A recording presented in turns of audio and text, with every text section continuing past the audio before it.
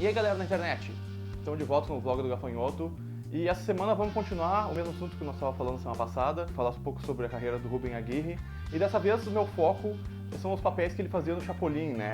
Então nós vamos falar um pouco sobre o Ruben Aguirre num top 6 que só se enganou uma vez, na vez que pessoa estar enganado. Vamos lá então?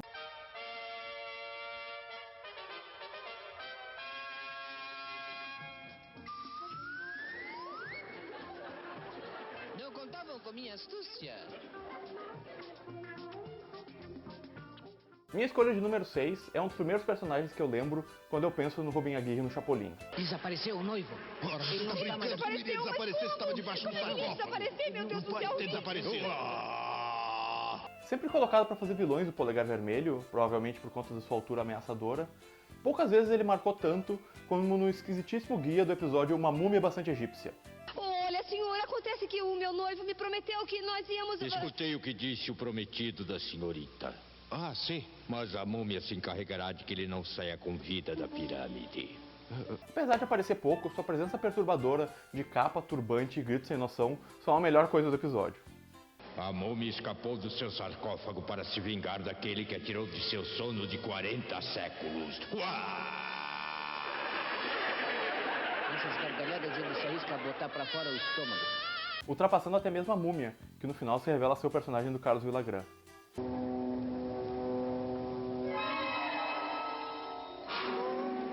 Puxa. Meu noivo! É o Pepe! Uma curiosidade interessante é que nesse episódio, Ruben Aguirre não é dublado por Osmiro Campos, seu dublador tradicional, e sim pelo tom mais grave de Potiguara Lopes, o que deixa o personagem ainda mais ameaçador. Acalme-se, meu bem, calma, calma. É melhor regressar ao sarcófago e descansar. Eu me encarrego deles. Potiguara foi a primeira voz do ator em português, nos primeiros anos em que a série foi distribuída no Brasil, ainda em meados dos anos 80, quando ela era transmitida no programa do Bozo. Mas é que não queria que eu... esse charuto e me dê esse estilingue. Vocês talvez reconheçam a voz dele pelos seus papéis em diversos episódios do Pica-Pau. Olá, me diga, é aqui que mora a vovozinha? Chega de algemas. Vou tentar minha sorte no caça-níqueis. Oh, mas não é ela. É um pica-pau. Curioso também é que mesmo nos seus anos iniciais, a dublagem da Maga não erra uma, dando ao personagem de Ruben Aguirre algumas das melhores tiradas do Chapolin. Veja! As pirâmides do Egito! Veja, o Colosso do Ceará. Mais uma curiosidade que Ruben Aguirre, apesar de não fazer a múmia nesse episódio, ainda é muito lembrado pelo papel da múmia do museu num episódio de 1975, que você deve lembrar por causa dessa cena.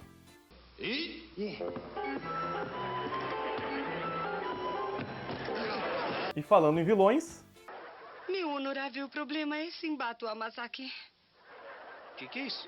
quando um desavisado medidor de energia elétrica se compromete por engano com a filha do honorável samurai Sai por aí, tá por aí, é dever do Chapolin desfazer a confusão enfrentando o campeão mundial de karatê, Simpato Amazaki.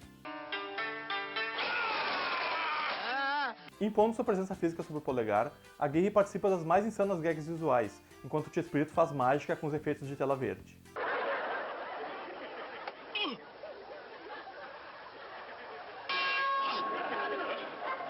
No final, depois de fazer o Chapolin literalmente entrar em órbita, o karateka é impedido pelo personagem de Ramon Valdez, que cancela o casamento.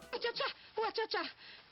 Em grande consideração ao honorável Chapolin Colorado, meu honorável pai decidiu perdoar a dívida de honorável medidor de luz.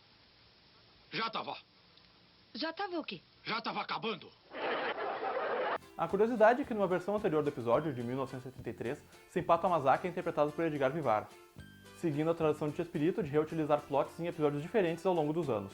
O personagem de número 4 é uma das mais incríveis invenções já vistas no Chapolin.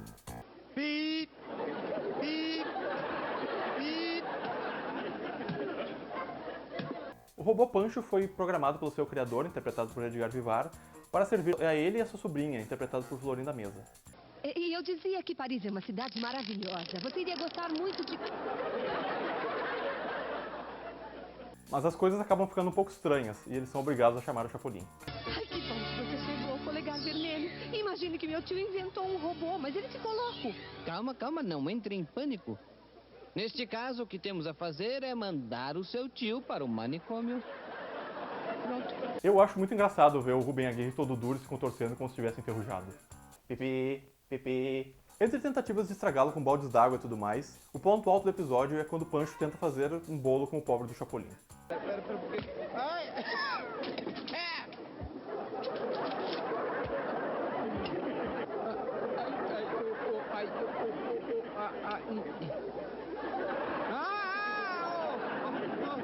Dada a natureza do robô, que só fala pipi, pipi, é até difícil saber quem está dublando o Rubem Aguirre nesse episódio. Mas dada a era em que esse episódio foi dublado, quando o Chapolin ainda era chamado de Polegar Vermelho, é possível presumir que aquela voz é de Potiguara Lopes. Aqui está o robô, mas não se preocupe. Acabo de lhe dar tantos golpes que eu utilizei todos os mecanismos. Agora já não pode bater, não pode andar, não pode fazer nada. Pipi! Nem isso. Ah, eu adoro a cena do café. Ah, pra mim? Oh, obrigado. Que é isso? Café ou chá? Pipi! Ah, não. O número 3 é o dono de uma das figuras mais bizarras que já apareceu no Chapolin. Mas que velho feio! Quem falou? Fui eu! Quem? Eu, seu tonto, não está me vendo! Chori é o ventríloco dono do revolucionário boneco sinforoso, que fala e se mexe sozinho. Lembre-se que você não passa de um boneco. O mérito é todo meu, porque sou eu que dirijo você. Dirijo! Dirijo! Eu, por acaso, sou um carro! Mas é claro que assim que o vermelhinho aparece em cena, a primeira coisa que ele faz é destruir completamente o boneco. Que bom que veio, Chapolin Colorado. Imagine que... Palma, palma, não priemos cânico. Já derrotei o inimigo. Que inimigo? O robô. Eu o destrocei sem lhe dar tempo para se defender-se.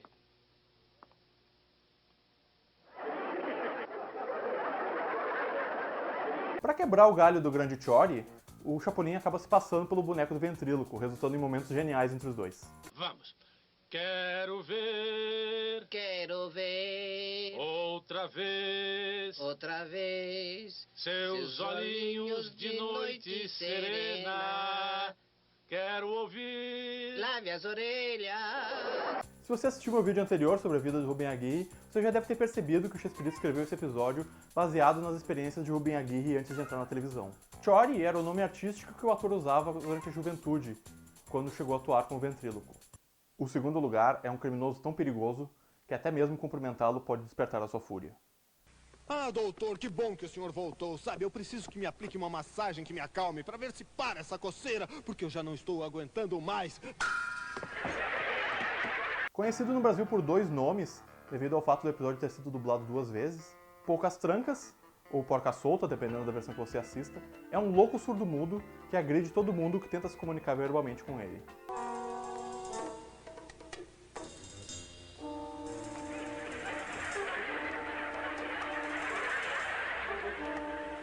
O motivo para existirem 2 versões do mesmo episódio é a óbvia desorganização do SBT, que às vezes comprava o episódio 2 vezes e mandava pro estúdio dublar sem saber. Sou um detetive e estou procurando um louco muito perigoso que escapou de manhã do manicômio. O Porca Solta? Sim, sabe quem é? Eu sou detetive e estou procurando um louco muito perigoso que escapou esta manhã do manicômio. O Poucas Trancas? Sim, sabe quem é? Eu adoro a expressão abobalhada na cara do Rubem Aguirre, dando um ar ainda mais maníaco pro personagem.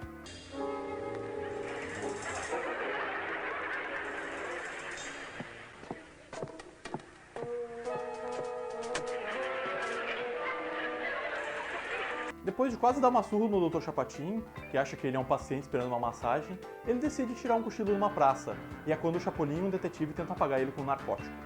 Quando eu era criança eu nunca entendi muito bem o que era um narcótico, se bem que até hoje eu acho que também não sei o que é. E o final desse episódio é um dos momentos mais surreais de todo o seriado.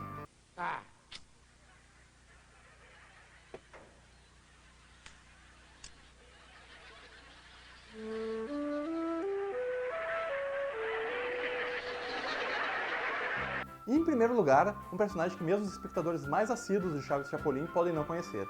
Quem lembra quando, no início dos anos 2000, o SBT comprou um programa de sketches do Chespirito que ele resolveu chamar de Clube do Chaves. E esta dupla, campeã de humor, já aprontava pra valer. Imagine quando a turma toda resolve aparecer no Clube do Chaves. Com os quadros de Chaves, Chapolin e outros personagens gravados décadas depois dos episódios que a gente está acostumado, o programa acabou sendo um grande fracasso de audiência e foi tirado do ar logo depois. Aparentemente, o público brasileiro não se empolgou em ver o elenco da Vila mais velho e desfalcado de algum dos seus melhores atores. E não é pra menos, eu acho um pouco depressivo assistir essas sketches. Além disso, os fãs mais hardcores do Chespirito, que não são poucos nesse país, odiaram a nova dublagem, cheia de gírias modernas e insinuações sexuais, supostamente uma imposição do próprio Silvio Santos para apelar para as novas gerações. Ah, mas, Dr. Fausto, o senhor poderia ser meu avô. Mas eu nunca pensei em transar com a sua avó. Mas enfim, depois de todo o desastre que foi o Clube do Chaves, pelo menos um quadro acabou meio que agradando os fãs da obra do Chespirito. E como tem passado? Um pouco de pé, um pouco sentado. Pancada, você está estranho. É que ainda não tomei banho. Com o nome original de Chaparrão Bonaparte, Pancada é um personagem super antigo do Chespirito, criado antes mesmo do Chaves, que vive com outro Pinel, Lucas Pirado, vivido por Rubem Aguirre. Ah, e por falar em maquiagem têxtil, sabia que as pessoas continuam dizendo que eu e você estamos loucos? Que você e eu estamos loucos, Lucas? Imagine! Larga a mão, Lucas. A mesma coisa diziam do meu tio Genovevo e já viu, né? Que tio Genovevo? Aquele que pensava que era um pica-pau. Eu falei um pouco sobre esse quadro, que era chamado Los Chifladitos, no meu vídeo anterior, então se você não assistiu, passa lá depois. Com diálogos completamente sem pé nem cabeça, a sketch mostra os dois atormentando seus vizinhos com sua completa desconstrução da lógica e do bom senso. Em especial um guarda de polícia interpretado por Raul Padilha, que vocês conhecem melhor como Jaiminho Carteiro. Há 4 dias que eu não posso nem dormir. Ai, se esse é o problema, aqui está a solução. Tome. Puxa, muito obrigado.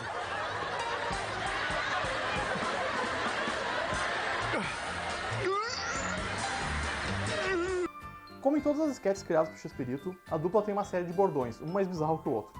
Escuta, Lucas. Fala, Belo. Belo. Obrigado, muitíssimo obrigado. Não é de queijo, só de batata.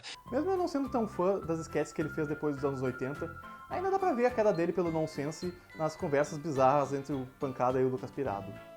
Mas de qualquer maneira eu vou tomar meio vidro para dormir de hoje até o Natal. Sim, você deve estar certo. Você quer que eu te acorde no dia 25? Melhor um pouco antes para dar tempo de eu pegar o meu trenó e distribuir os brinquedos. Isso é muito crédito dos atores, que estão mais engraçados do que nunca aqui. Escuta, Lucas, você por acaso acha que é útil ser poeta? Claro que sim, Pancada. Senão, que pretexto você vai ter para morrer de fome? Bom, esse foi o top 6 com os melhores personagens de Rubem Aguirre, tirando o Professor Girafales, que eu já tinha falado no outro vídeo. Mas se você gostou, dá like, se inscreva se você ainda não é inscrito, pode comentar, dar sugestões que a gente vai tentar seguir. E é isso, estamos aqui para isso. Falou!